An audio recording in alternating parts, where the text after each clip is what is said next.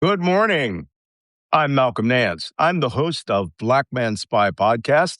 And if you're watching this, this is the U.S. Iran Warcast Day 75. That's right. The United States has been at war with Iran for 75 days under a whole series of guises of names. But the fact is, since, according to the Geneva Convention, the United States entered into armed conflict with Iran at 12 noon on 28 February 2026, there has not been an end to the war. There has not been an armistice. There's just been a ceasefire, which began on April 8th, which is almost 37 days ago. So that is why we went back from Peacecast-ish and geopolitical cast to Warcast, because it appears war may very likely be coming again. And I look forward to all of the people who dropped off the day after Trump announced that the war was over on April 14th, who left the podcast because nothing was happening. I look forward to them coming back because, believe me, brother, war is coming. And co-hosting today, we don't have Jacob Kaarsbo, Danish intelligence officer extraordinaire. We have Wajeeh, Saudi geopolitical analyst, Gulf state expert extraordinaire, a prolific writer on Substack. And are you still the number one rising in world politics, Wajeeh? Today I'm number 11. Oh, yeah. People are getting out their reports now. I see how it is. You're slacking. Yeah, I'm slowing down a little bit. Yeah, you're slowing down a little. I don't see how, because you put out 2, 3 a day. That being said, good morning, California and South Carolina. Who is that? Boring from South Carolina. I'm watching everybody's good mornings. Well, good morning to everybody, and I'm glad to see that you're here. Robert Bender, the robot, has been with us since day one, right? And I think that's awesome. I was doing a podcast this morning at 7 a.m. Eastern Time with Zev Shalev, and he was talking about the podcast, and I said, we've been doing this nonstop for 75 days. That's not true. We took one day off, and the day that we took off required us to do a special episode that night because fighting broke out, right? So now we learned the lesson. Don't take any days off, right? So I explained to him that the followers of this podcast are probably the most knowledgeable people on this subject, because the little trick in the Intelligence Watch community is that we repeat the activities that are going on over and over and over again. And every day you see the little changes and the little nuances. And over time, as we discuss them, you start seeing where everything interacts. And then you start seeing holes. And what I'm doing is I'm sort of tricking you into being amateur intelligence watch officers, right? Because if we go 100 days on this thing, you're all going to be experts. You can all start your own podcast because you have a base of knowledge that has been built up day by day by day by day. And what is it that they say you have to have 1,000 hours to be considered an expert, right? Well, right now you have 75, maybe 80 hours with all the specials on right there. So you are well on your way to being an expert. Wajeeh, how are you today? I am good.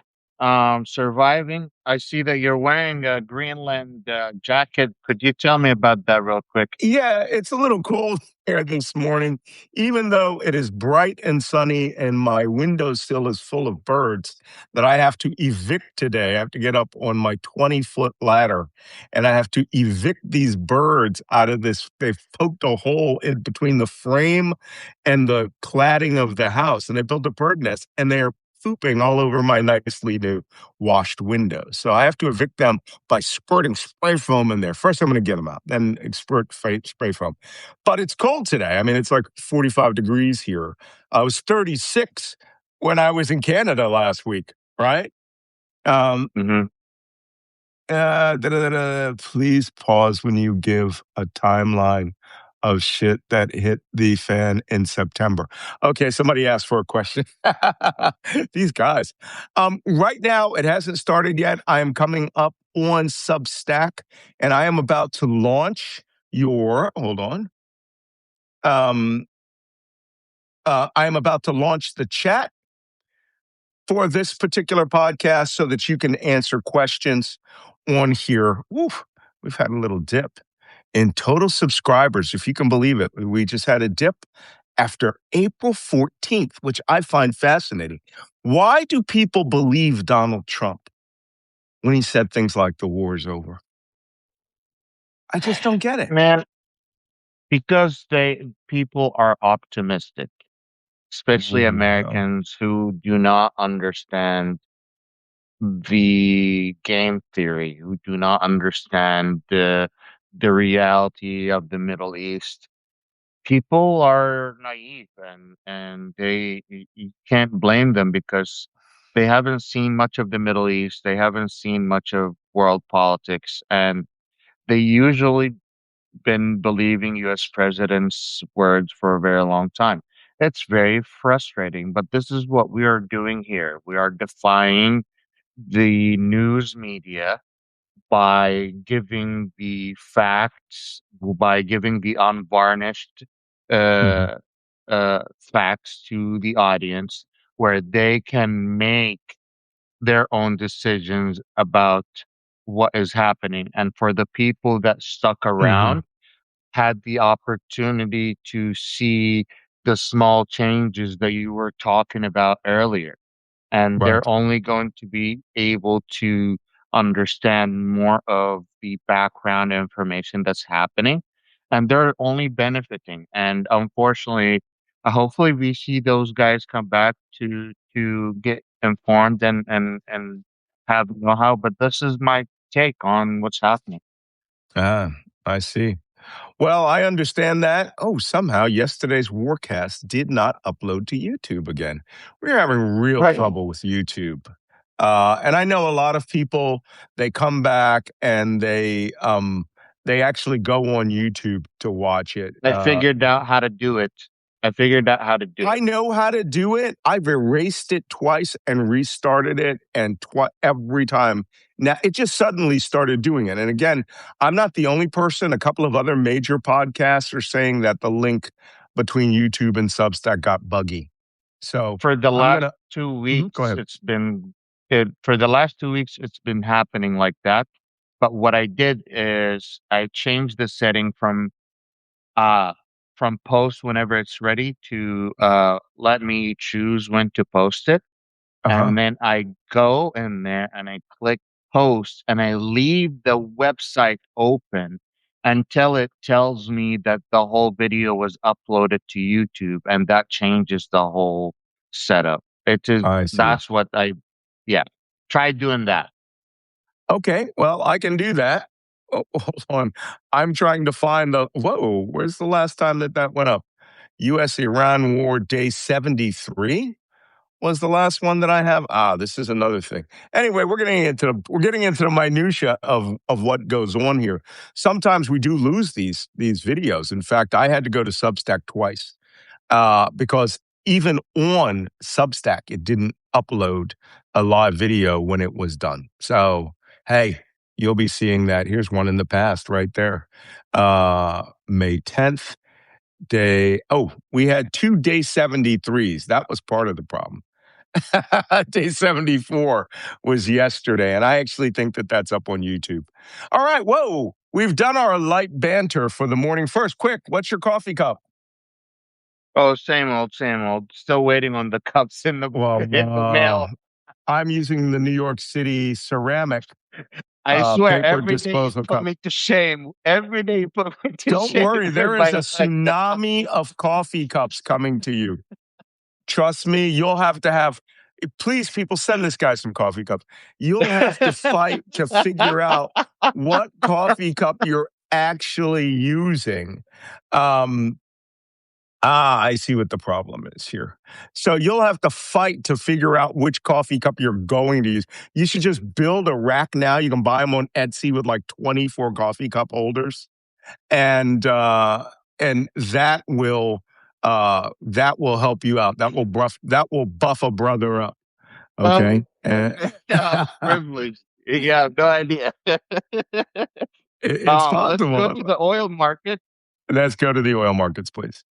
Oh, by the way, I am drinking also a diet root beer Wait, because it's how are you drinking diet root beer and the same time drinking coffee? Is I that knocked this thing down, man. I had 3 double espressos this morning, and I oh, am okay. now off of that. I had to go water the gardens, as you do in the morning, because I am not only New York Times bestselling author, U.S. intelligence expert, analyst, Ukrainian legionnaire, I am also cook, cleaner, and handyman at my house.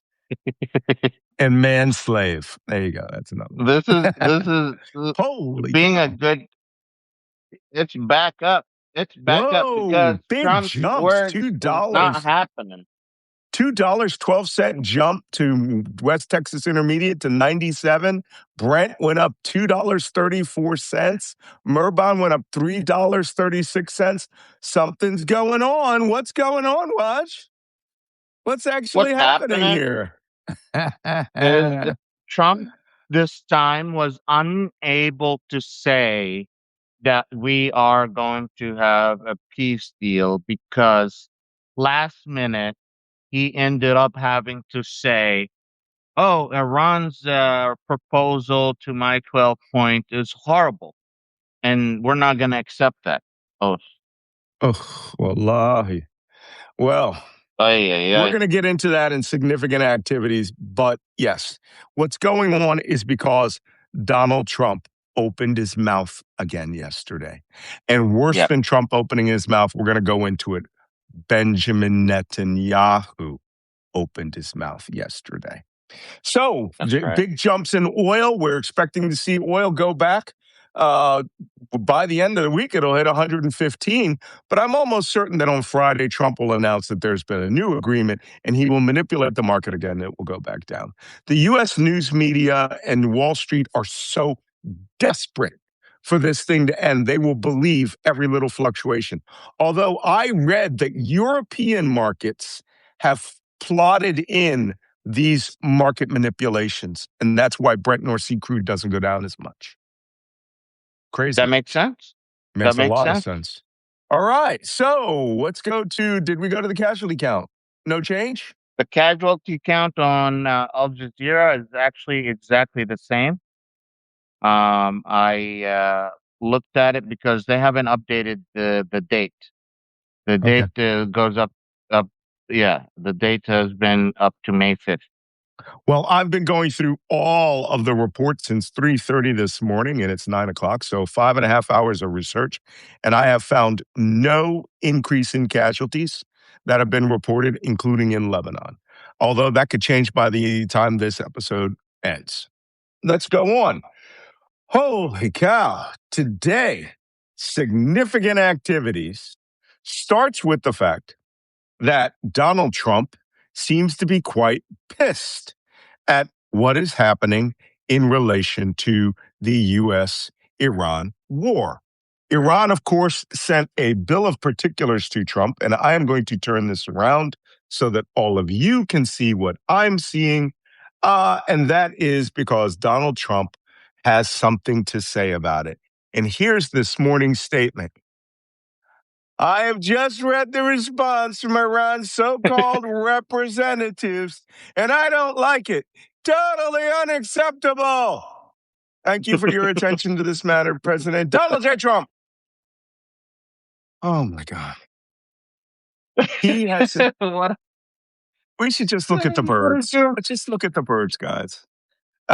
It's in my garden. Well, Holy cow. Okay. Did anyone foresee that this was going to happen? That Trump, after pumping this up, the Iranians come back with the same 14 points they've had from the beginning. Only I understand it now that they offered 12 years of no enrichment. Trump wants 20 years. Israel wants none ever for the history of it. So I feel like I've been saying this like since day one. Like the Iranians, why would they back up? I kept been saying this. Why are the Iranians backing up? This is the whole point of a game of chicken. Iranians don't see themselves losing. And in fact, when I had Dr. Rehab yesterday, she said the whole point for them is a political win. They're not looking for even an economic win because as long as they're putting the US to shame, they see themselves winning. they are winning when you consider that who is meeting the strategic objectives of this war? The United States or Iran? And it's pretty obvious Iran is meeting their national objectives. Well, I heard this bill of goods that was put out. We're going to talk about this in a minute by Benjamin Netanyahu. We couldn't get to it yesterday. More has come out in the last 24 hours. Everything that Netanyahu spells out that he wants a solution to is precisely what the United States said this war was about on day one. Day one. And not one of these objectives has been met. Netanyahu and Israel did not specify they wanted the Iranian Navy sunk or the Iranian Air Force destroyed. That was never one of Israel's strategic objectives. It was one of Trump's strategic objectives. And at the beginning of the war, it was like number 4. I believe number 1 was the destruction of the nuclear program. Number 2 was the destruction of all of their ballistic missiles and ballistic missile building capabilities, right?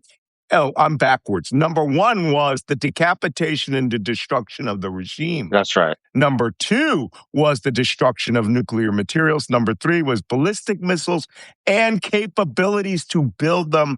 And number 4 was like, oh yeah, and the Iranian Navy can be destroyed too. Because Yeah. that thought of, yeah, the Iranian Navy can be destroyed, which you, I, and Jacob watched, took 3 weeks before they started attacking Bandar Abbas, which really had to surprise a lot of guys in the Iranian Navy. Then they only attacked the big ships. They didn't attack the midget subs. They didn't attack the high-speed boats, right? They attacked all the big stuff, the showpiece Navy pieces. And we were sitting here going, why wasn't that Well, why well, wasn't that done on day one? even then, Iran was expecting the big ships to be hit. The whole Yeah. point of their navy is the speedboat. They didn't focus any of their, like, even when they were building this ship that got sunk and Sahan. uh, yes, and the U.S. hit it. Like you said it yourself, like Iran was like, "Thank you for taking that away from us." Like Yeah, that that was ship just a last year, that ship flipped over at the pier. It was so out of balance. It was a piece of shit. And they got it back up and they pumped all the water out, right? And it stayed on the side of the pier. By the way, that's the second ship named Sahan that we've sunk. We sank one in 1988 too. But that one was legit sunk. It came out to fight. It came out to fight with all the crew on board, and it had a bad day. The Iranian Navy crews didn't even go to the ships. They were in the cafes near the base going, watch this, watch this. They're going to sink yours next. Mine was sunk last night. Yours is next. Let's take bets. You could almost see these guys in civilian clothes betting good. which one of those shit ass ships is getting sunk next that they don't have to clean now, right? They don't have to do any painting on them. That was objective number 4. And then they hit the main Iranian Navy, and we kept saying the IRGC Navy is actually 33,000 high-speed boats, over 1,000 of which are like small gunboats, missile boats, and maybe they sank a couple of dozen of those. Okay, halas, whatever was outside got sunk. But it's the ones that were in the caves, that were hidden, that were in people's garages.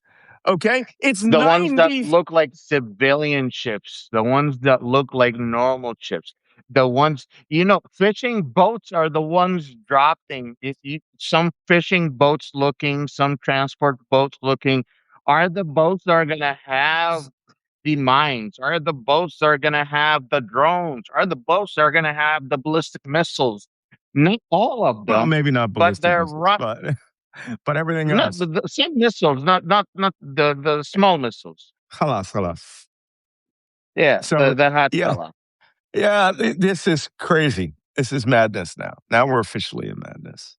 So that being said, Was it the that being containers then that you mentioned? Maybe I misunderstood. The ship yeah, truck containers. container no container trucks with ballistic Okay, missiles. Yeah, that's the but one. this is crazy though. The IRGC was the Navy, not the Navy. The Navy, they sank one ship off Sri Lanka with a torpedo, the first submarine kill since World War II. Because, like I kept telling you, Hegseth wanted to do stuff because it looked cool, right? Like how they're using these fighter jets to use their guns to strafe its ships. It's like, what? We have better weapons for that. They just want to do it, right? They want to do it. So, that being said, the IRGC has been holding its own. We mentioned yesterday that there have been 100 imagery of 150 high-speed boats at sea in the Strait of Hormuz yesterday and the day before. The previous day, 100. The previous day prior to that, 88.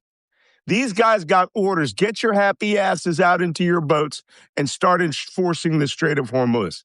And they can taste victory because they did it, right? Jumping onto their boats. They're going out for practically a picnic, right? That's So right. the Iranians are doing what they want. But Trump has rejected Iran's proposal. Iran, of course, wants control of the Strait of Hormuz for themselves and all of the other points they are willing to negotiate on, but Trump is under the sway of a particular Rasputin or Svengali or whoever you wanted to talk about.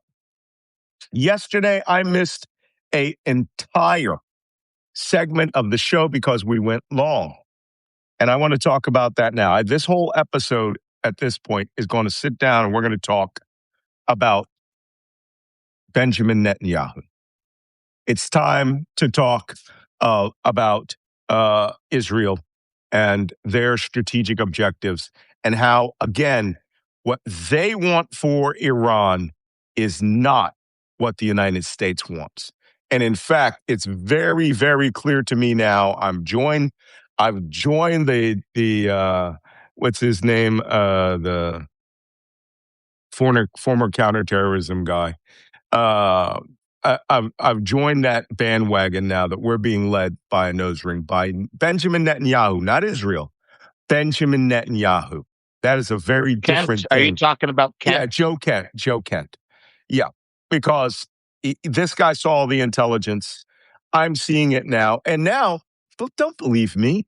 Don't believe a guy that has 40 years of experience. Hey, been to Israel, lived in Israel for a while, almost married an Israeli, dodged that bullet. Every Israeli guy will tell you that is a bullet dodge. But now, what's going on with Benjamin Netanyahu really has to be discussed. Because here is what Benjamin Netanyahu told 60 Minutes the other day that he expected to have happen. Otherwise, as far as Israel is concerned, this war has not ended. Now, because of restrictions with 60 Minutes and YouTube, I cannot show you the video, but I can certainly outline for you everything that he said. Israel's idea of this war ending, what must happen for this war to end, is that one, they are upset that the leadership decapitation did not actually hurt Iran. And that's very true. We said this ourselves. You gave them a youthful upgrade. It's like you dipped Iran in the fountain of youth. You killed a bunch of generals, admirals, and leaders that were in their 80s. Those are the people who are going to be the most cautious, right? These are the guys who existed before the Islamic Revolution. And those people understand the world before the Islamic Revolution. Under the Shah, they understood what trade and being cautious would be good for them. However, you killed all those guys in the airstrike. And what you have left is a 56-year-old man who was born after the Islamic Revolution started. So he only knows radical, extremist, Khomeiniist, Ayatollah Khomeini, not his father, Khomeini, the original. He only knows that Iran. He only knows Shia Islam on the march as an extremist combat force. He was raised as a child of one of the leaders of the Iranian revolution. He was trained in radical Shia Islamism. And to preserve the Islamic revolution of Iran with his life. And at age 16/17, his father sent him to the Iran-Iraq war with a Yes, sir. rifle. And as a battle commander, wearing nothing but a headband and a khaki uniform and AK-47s, he went into combat for a year. So, mad respect for that kid. I call him a kid. He's freaking 8 years younger than me, right? So, whoa, I'm just here to tell you, folks, you killed the wrong dude. You got to get, when you wipe out all the old guys in their 80s and you leave ambitious guys in their 60s like me who have debt, or in their 50s and 60s, and all of their subordinates who are now one step below are in their 40s and 30s, and their new lieutenants are in their 20s. And all they know is computer games and drones and cool ass missiles. You've just revolutionized that nation. You upgraded Iran to the young guys. And young Mm-hmm. guys tend to be clever. And they're going to come to me, the boss. Hey, I'm the boss. You killed my wife, my daughter, my dad, and everyone who helped raise and mentor me in one airstrike. What do you think my attitude is going to be? Because let me tell you something. Yesterday was Mother's Day. Um, you know, when you've lost a spouse, holidays come at you hard. This guy is a recent widow. And I used to make a joke when I was on Club Wid. That was the widowers forum on Band. I made a joke one day and I said, hey, have you guys ever noticed that all the widowers in the movies, right, are the good guy who reserves himself, and then his wife gets killed, and then he goes on raging massacres of everybody? Let me give you some examples, right? John Wick loses his wife to cancer. Some guys kills his wife's puppy. He mass murders 58 people in the first movie, over 200 by the end of the second movie, right? The Equalizer with Denzel Washington, right? The Patriot with Mel Gibson. He fought an entire American Revolution war. Lethal Weapon, every Lethal Weapon movie where he shoots guys with impunity and wants to die is because he lost his wife, right? I'm not saying that's what us widowers do, right? We don't do that. I just made a joke. Isn't it funny how all these guys go on in the movies? Every guy who goes on a righteous gun massacre is a widower. Guess who's a widower? Mujtaba al-Khamenei. And he's not even John Wick. He didn't go through therapy and get a fucking puppy dog. All right.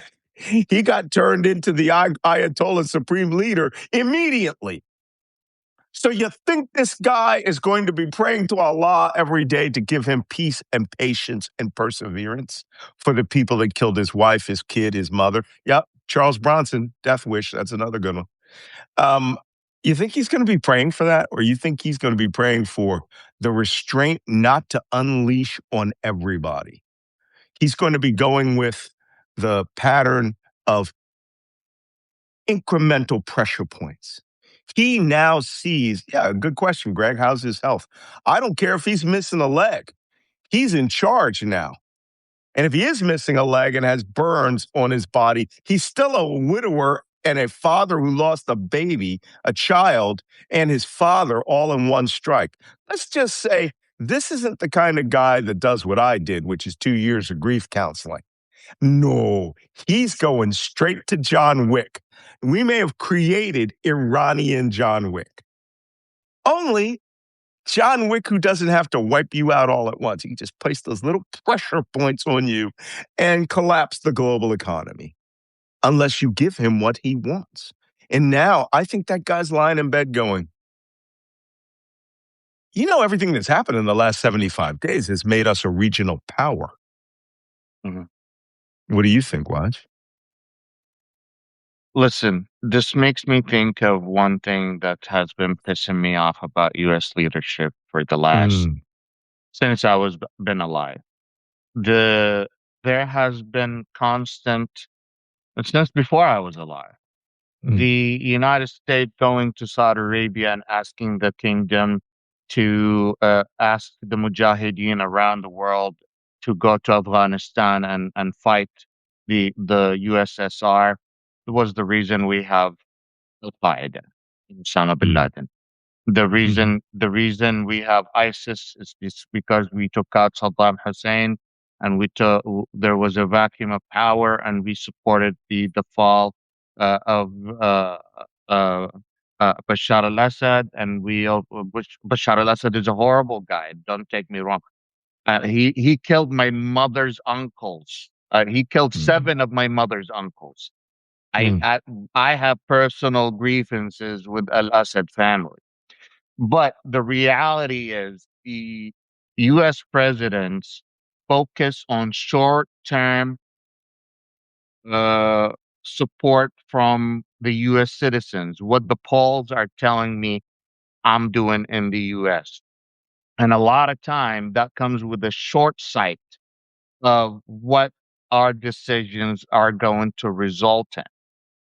And we mhm, continue to do the same mistake. And this time, not only it was done by any president. It was done with an incompetent mm, president. Not only it was a horrible decision that was made with short sight, it was also done with someone that doesn't have the national interest in hand.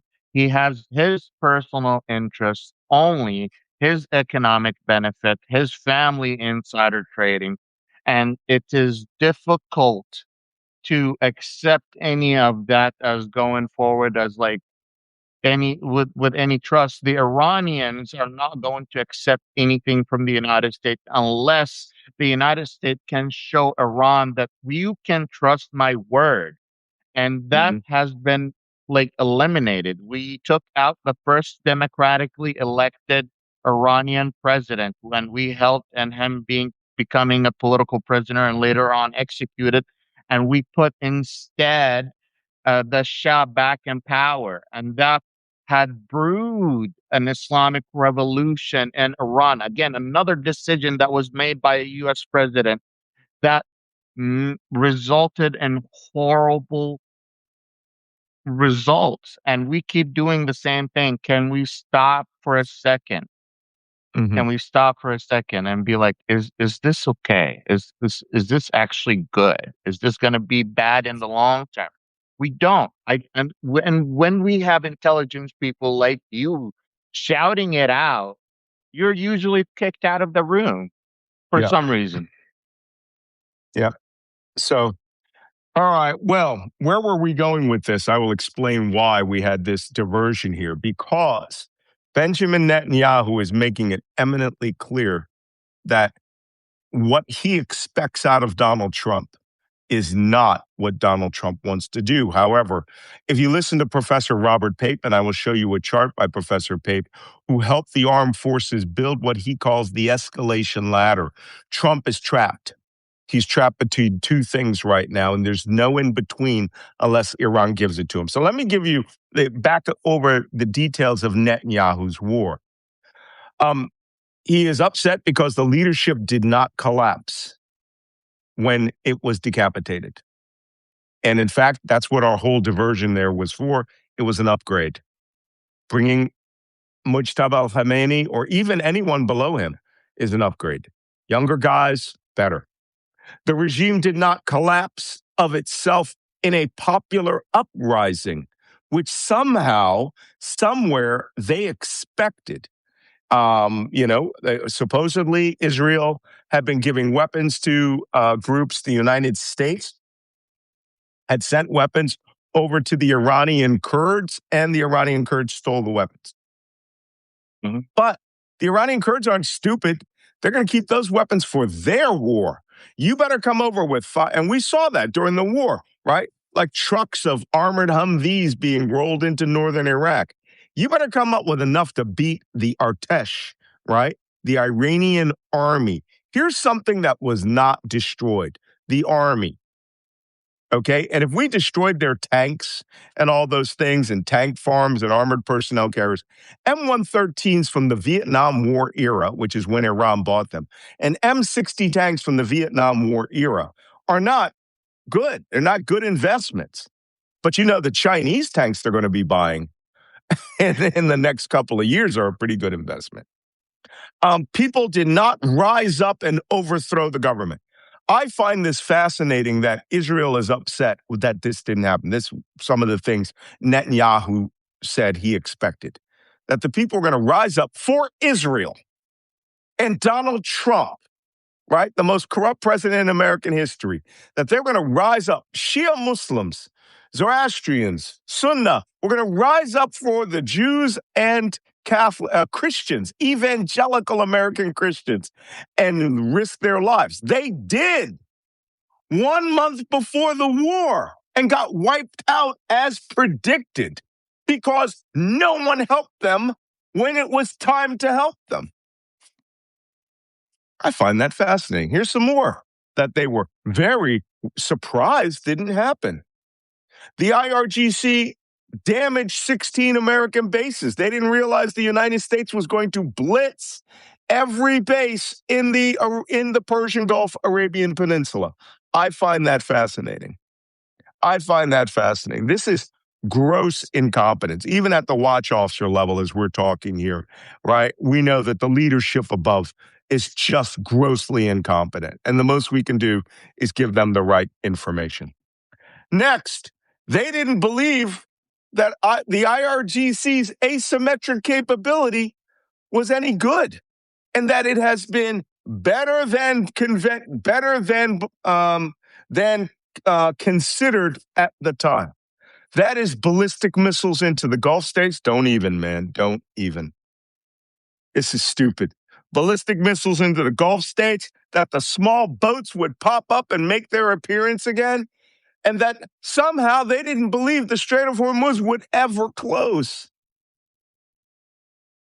Okay, so now the summary of this is Iran is now a regional power, a demonstrated regional power.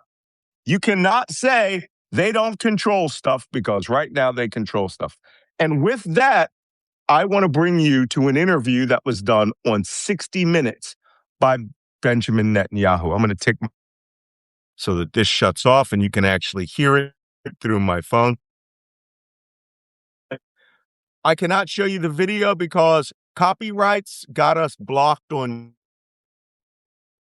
play Netanyahu's interview of what he expects from Donald Trump now.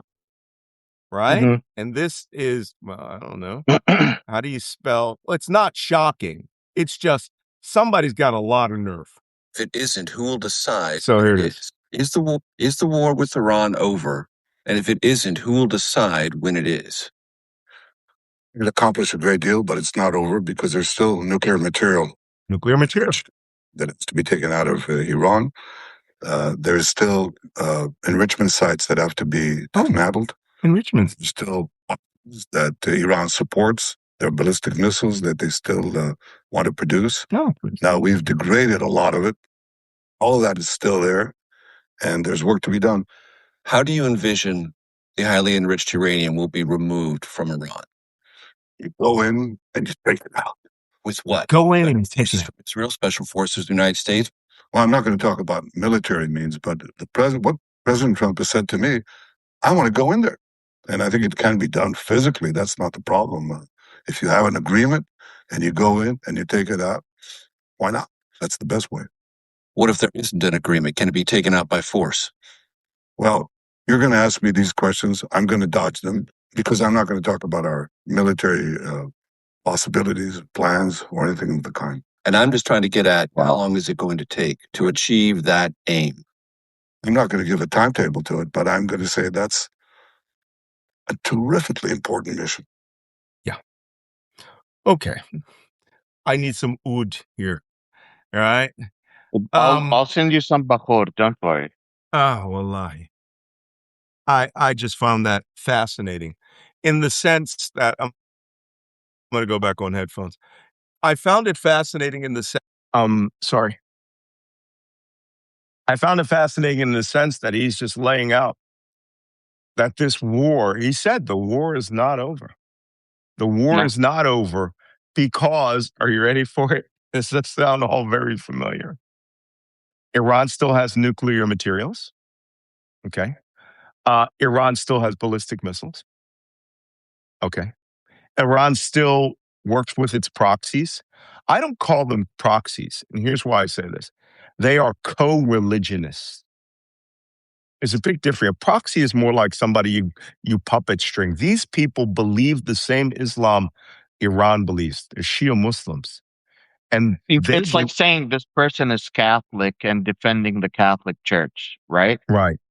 Or they work for the Pope, right? Yes. And that yes. all they do is move their fingers and they move. And you're like, Peru doesn't work for the Pope. You know, they're co-religionists. They're just the same religion and they follow the same thing, the same philosophy. So Shia Muslims in Yemen and Iran and Bahrain and Kuwait and Iraq are co-religionists and they follow the leadership of their religion, which is in Iran. That's a very important point. So he's still mad at that, right?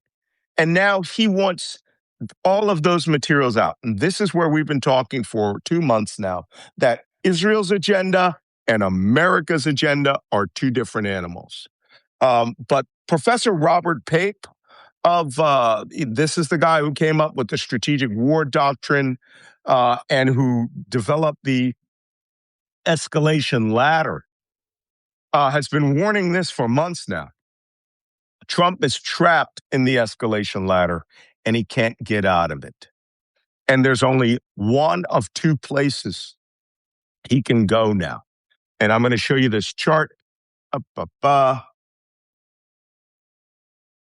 Flip it around. And the evolving stages of the escalation trap. The U.S. bombed Iran, right? Limited airstrikes, disrupt their nuclear military facility.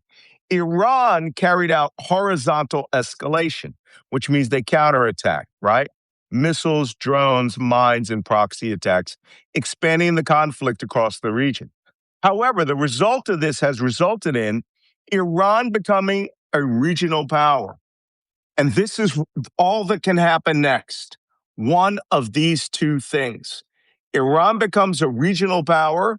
It will leverage instability to influence energy markets, build alliances, and shift global power. Or the United States must do a ground operation. The U.S. and Israel forces enter the conflict, risking a prolonged and escalating war. Right? These are all Trump's options that are left. The only other option he can have is he takes an off-ramp. He creates an off-ramp. He takes an off-ramp. I said this on Zev Shalev's podcast this morning. He could say, we got 2+ years in nuclear enrichment, or get Iran to commit to, giving up some of their materials. Iran would be glad to give up some of their yellow cake and call it nuclear materials, not their 60% enriched uranium. But Trump had better call a victory here. Yeah, Watch. What do you think? I respectfully disagree with the term regional power because they were a regional power.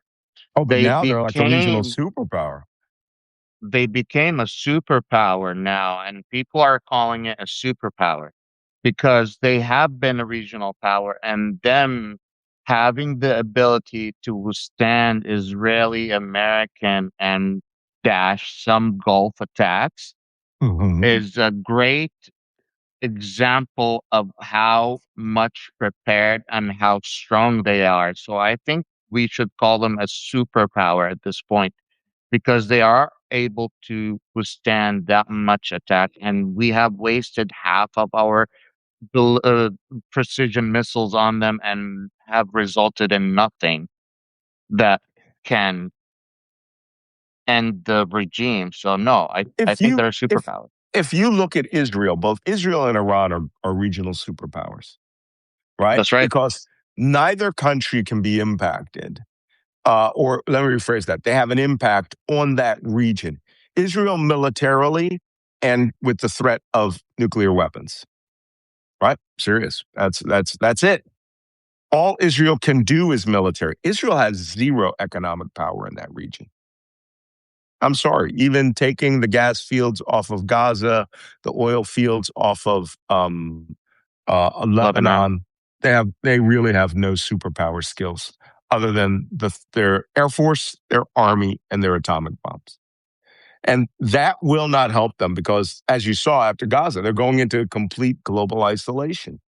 Other than the United Arab Emirates, who may find it in their interest to cut that tie at the right point. If it appears that they could massively expand economic ties into Iran and, maybe buy them out, Israel will be even more isolated.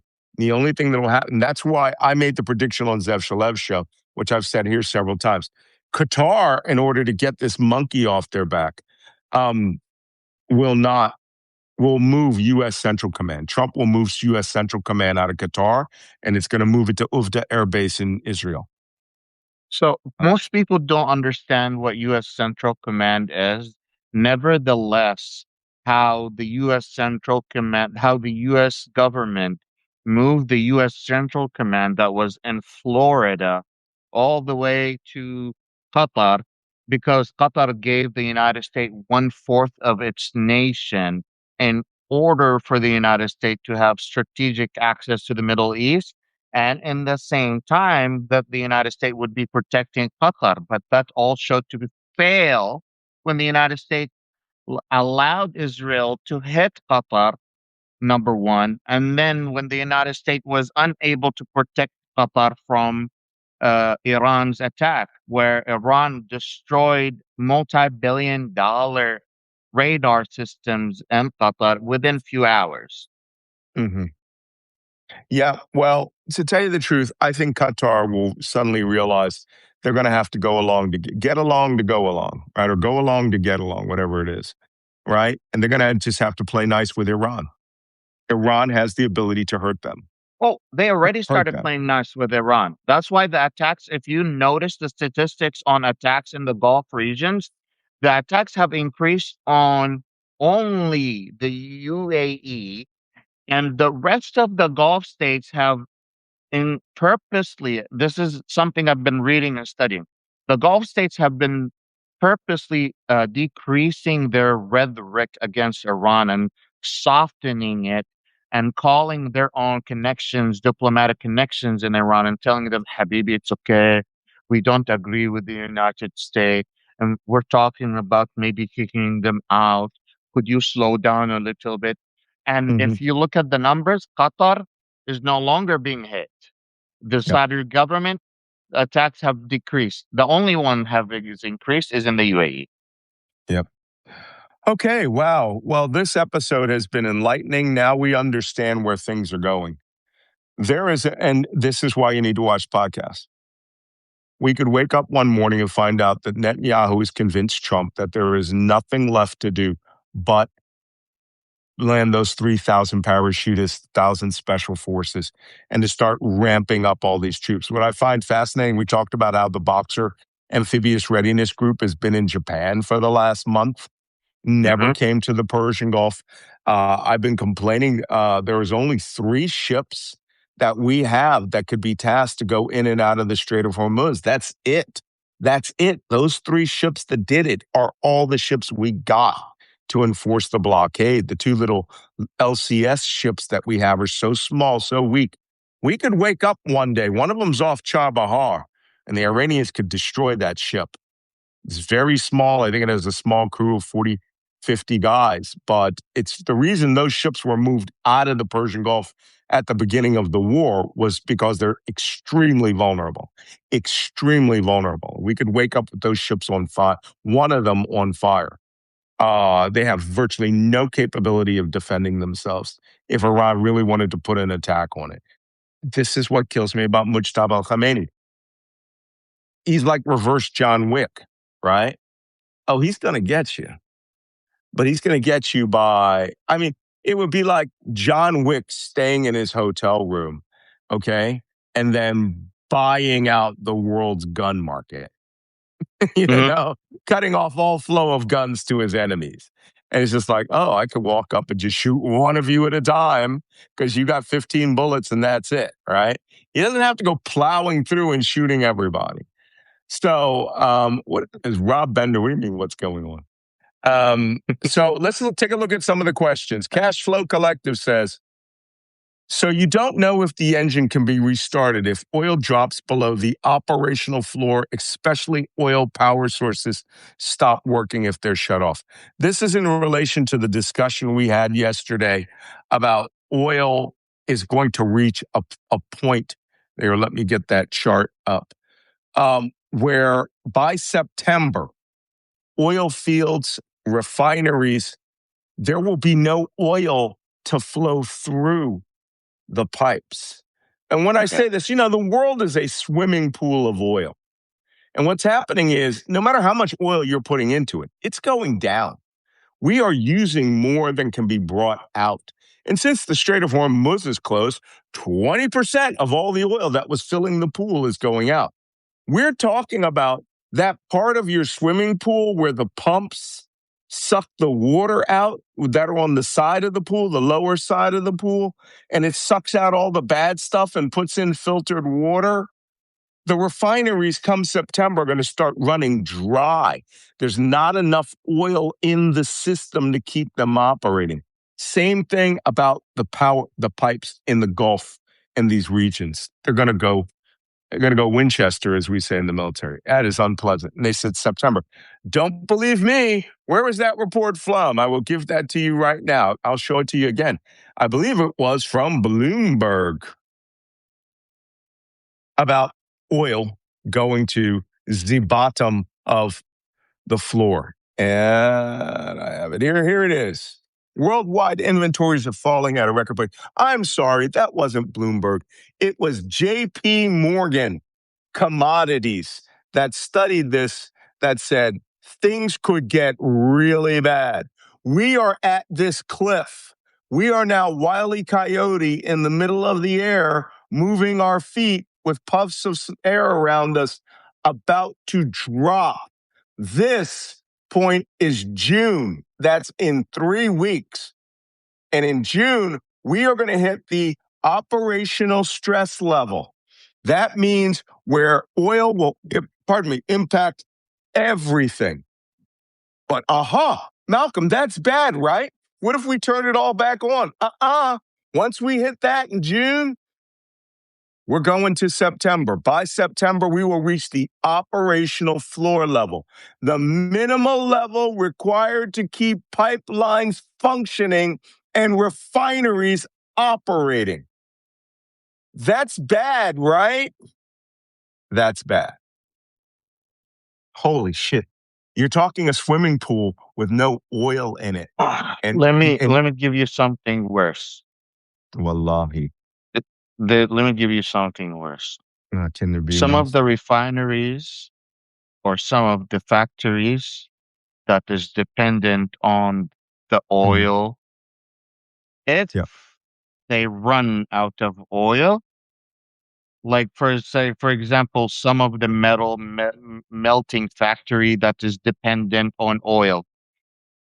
If oil is cut off from that factory, the whole factory needs to be rebuilt because if the furnace is shut off, the metal that is inside the furnace gets all frozen, similar to some Right. other refineries. That's why they If got to the keep a smelter refinery going. doesn't have, yes, it's horrible. You have no clue what you guys are heading to. Yesterday I told you, when you are going toward that direction, you could expect by June, right? Your government is Mm. going to tell you, please take shorter showers. In June, don't be surprised if your government start telling you, please start using public transport instead of using your own car. In Oh June, boy. you're going to be told maybe you should not turn on your AC and open your windows and turn the fan on. In Yeah. June, you're going to have like a lot of saving measures that you're going to be shocked about because you have never experienced that in your life. And when that happens, you're going to realize that we have been yelling at you shit that's going to happen from the beginning. Hmm. Yeah, well, at least the followers of this podcast will be well informed when it's time to start playing the lottery to see whether they can fill their tanks with gas of A or B. This is why I'm buying a hybrid really quickly. I don't want to buy an electric car. I don't want to buy an electric car because I drive long distances. I drive 4 or 5 hours, but a hybrid might work because I can always keep a 2.5 gallon gas can in my car and get 50 miles to the gallon, right? Driving on electric and all that. Okay, let me go to, we have one or two more questions. We didn't have a lot. That's a good comment. Hamas puts, sort of like water levels in Lake Mead dropping below the water intakes to drive the hydroelectric turbines. Perfectly put, right? Still water in the lake. There's nothing going into the pipes. And that could damage them. You know what that means? You're going to have to shut the turbines down. You're going to have to shut refineries down. And not every refinery can do every type of oil, right? Mhm. This is another thing. Like you said, Venezuelan oil has to be blended with Russian oil to be refined in the American oil refineries in the South, in near Houston and Louisiana. All of this is just a freaking, it reminds me of that statement. What is it? Anyway, it's just crazy. Okay, but could you describe more about the failure of imagination on the part of Bibi and Trump? How could they convince themselves people would magically rise up, or IRGC boats' mines couldn't close the SOH, or their ballistic missiles wouldn't work? Surely the National Security Council had this info. The National Security Council is run by Marco Rubio. They fired 85% of their staff, and no one on their staff will stand up and tell them, don't do this. You guys want a fascinating story? Go to my podcast on YouTube, The Black Man Spy, and watch my interview with Olivia Troy, who's running for Congress. She was Mike Pence's counterterrorism advisor. She's an actual intelligence community professional. And she quit when Trump actually said this. Why can't we just mow them all down, the protesters? That's a quote that most people haven't reported, and she says it in public. Great interview, one of the scariest interviews I've ever had. But she talks about how the National Security Council, for example, on January 6th, everybody was told to go home, right? Not because there was a threat, because they wanted no witnesses. So there is no National Security Council in the traditional way that they would create these documents and say, Mr. President, you do this, shit's going to happen, right? Talked about the Kurds. We already talked about their roof. Nancy Byman, you might have missed this yesterday. Why are France and Britain sending ships to the area at this time?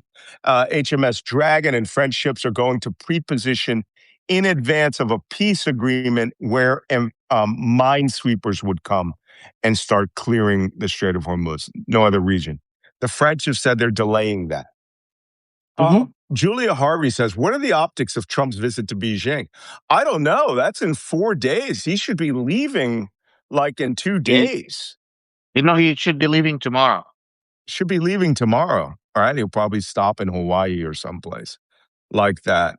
The optics are he's going to be trapped in this war and the Chinese will be laughing at him, right? The interview that I did was Olivia Troy. She just go on Black Man Spy and look on the back issues. It was just last week. Olivia Troy. Investment opportunities are coming. You're right about that, right?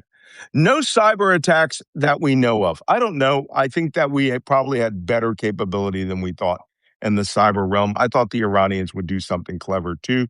But The Iranians have done cyber attacks. What they have done is leaks. They have been going in and they have leaked the names of US soldiers deployed and their families.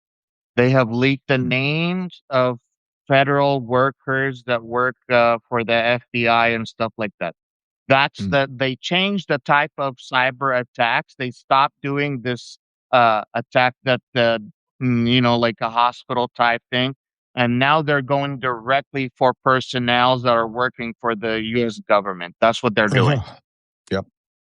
Question. Murphy's friend says, question about word on the USNS MV Ocean Trader, which is now in Diego Garcia. I might have mentioned this, and we talked about this early in the war. Why is the Ocean Trader not in the region? That is our clandestine special operations ship. It is now in the region. It's in Diego Garcia. If they're going to do anything funny, they're going to bring that ship up to the Indian Ocean, up to the Gulf of Oman. Problem is, it can't enter the Strait of Hormuz, right? And we also have our expeditionary support bases.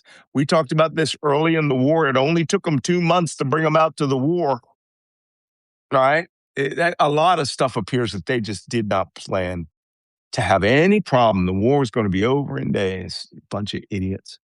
And Mark R., last question. I drive from LA to San Francisco in a Tesla, 350 miles. I know that route.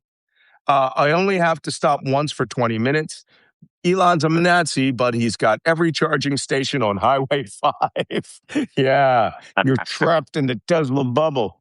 I was in Canada. I saw a I was in England. I saw a BYD electric.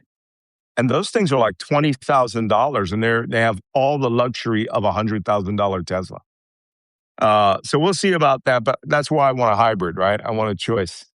So we shall see.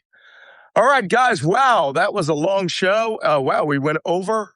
Thank you for coming. A little administration. If you have not subscribed to myself or Wajeeh, all you got to do is touch that little rondo button at the top where it says Black Man Spy scrolling across, and our subscription buttons will come up. We lost 500 subscribers because everyone said the war was over.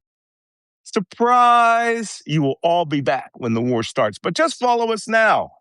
You don't have to be a paid subscriber, but I'd like you to be a paid subscriber. This is why I can work all day and get up at 3:30 in the morning. And we want your support. And if you like what we're doing, throw us $7, right? That's what it is a month. Myself, Wajeeh, and Jacob. You best money you ever spent. Okay? Because we'll keep you out of trouble and we'll make sure you're the smartest person in the room. If you are watching this on YouTube, you are hours late, but we're glad that we have you. Just subscribe on YouTube. And also, if you're on Substack or YouTube, please share this. Go into notes and say, you guys need to subscribe to Malcolm Nance and follow him and share this podcast, because I am trying to get past some crazy people like Glenn Greenwald, number 5 in world politics. Somebody explain that to me. That guy's a nut. Lots of crazy people in the top 10 of world politics, but he's a nut. So that being said, you can come out and support us. The live chat goes up every time. I am answering questions on it. You just have to be a little patient. And many of those questions I've already answered verbally. So if I don't answer you on the live chat about what we talked about today, that's why. Okay. Yes, I know it's the best show. Thank you. And I'm going to be whipping out my hats this week because I'm going to go down into the man skiff, and I'm going to be challenging Wajeeh on cool headgear. I heard you of got the jihad. some really rare stuff that I want to see. So I actually do. I have something that's so rare, you really won't believe it. And I got it in Iraq, and it's It's literally unobtainium. Literally unobtainium. I have 2 Yeah, hats Gonna from be. Iraq. One of them's very old, but the other is insanely rare. I keep it in a case, and I might put it on for 1 minute. It's still got all the dirt and nastiness and everything we got on it. Oh my god. But I went into Iraq looking for that bad boy. I got it too. So you'll see it. You'll go, I can't believe it. And it's a legit one too. There's some copies out there now. Some of you know what I'm talking about. All right. Thank you for coming. I appreciate you. Come to malcolmnance.substack.com. Subscribe. Come to wajeehlion.substack.com and subscribe. I do not have Saddam's beret. Thank you. It's a good try, though. Better and cooler than Saddam's beret. So I did find it in the Republican Palace, both items. So see you tomorrow morning. Have a good day. Do not doom scroll.